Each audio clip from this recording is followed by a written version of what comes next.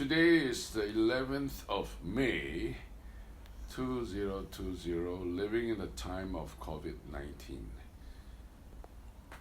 What I wish to record are the lessons to be learned, to be gleaned from the lockdown of almost going to be 2 months of this lockdown in Singapore. What are the lessons that we can glean?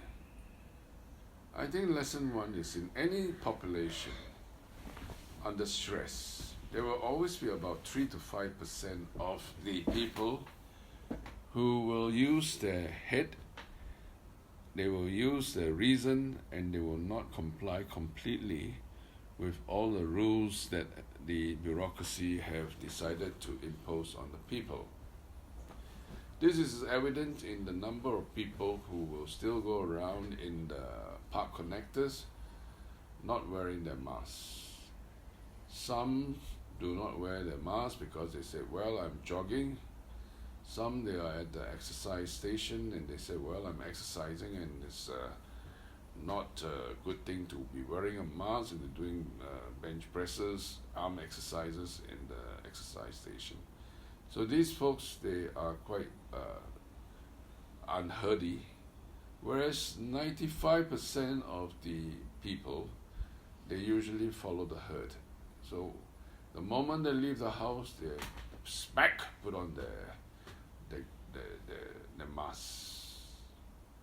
So this is the thing that I have observed, and I think this is good because as long as you have some of these rebellious people who use logic and reason, they will be a bit apart from the herd. So in an Auschwitz prison environment, for example, the concentration camp, you need these people to lead a rebellion, and only these people will be able to lead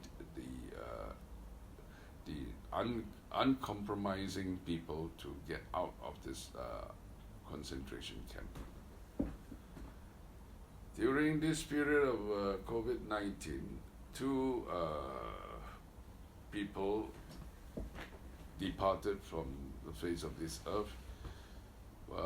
One of them is Maggie's mother, who departed on the 15th of April. The other one is her godmother called Nellie, who departed from Philippines. We don't have enough information, but we know that she suffered from COVID-19, and according to her cousin or sister-in-law or whatever,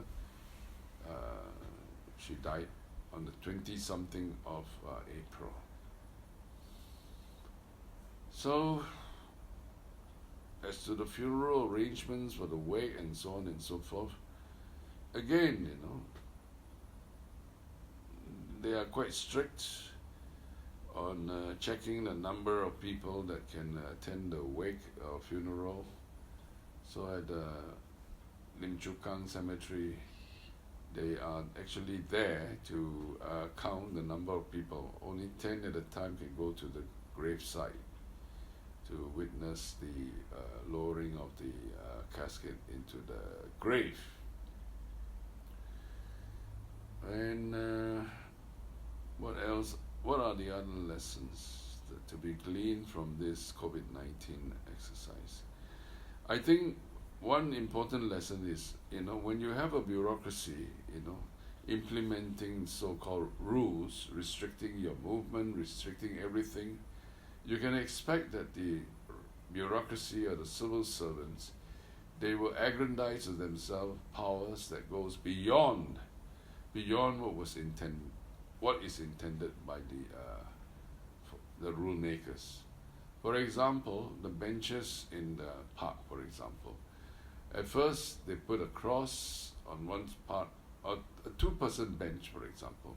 One is marked with a cross, the other one is free. That means you can sit, one person can sit in the two-person bench. But later on, they duct taped the whole bench, making it impossible for anybody to even sit. It also applies to the rest, the pavilion, the pavilion. They could have applied the same rule, social distancing, but instead they duct taped the whole pavilion, which forbids everybody from going into the pavilion for a rest or for a seat in case of rain or in case of too much sun or in case you're very tired, you're exhausted from your jog around the park. So the tendency for bureaucracies to aggrandize power way beyond what is intended by the rule makers is very great. So in moments like this, one must resist. One must always use reason, logic to counter the bulldozing effects of civil servants, of bureaucracies, who have a tendency to implement more than what is required. So these are some of the lessons that one can observe during this time of COVID-19. The other thing is, although the compliant people, they comply, but in the heart of hearts, they also reason to themselves, and when you talk to them, they also articulate some of the unreasonableness of things that have been slammed down on us. For example, the swimming pool. We have a huge 70-meter swimming pool, yet they closed it off, they duct taped the whole thing off. So I was having a conversation with this neighbor, and he said, this thing didn't come from COVID-19, you know, it has nothing to do with the swimming pool. And if you think that a crowd is going to gather, we can always regulate the number of people that is allowed to go into the pool, the number of people and the length of time that people can stay in the pool.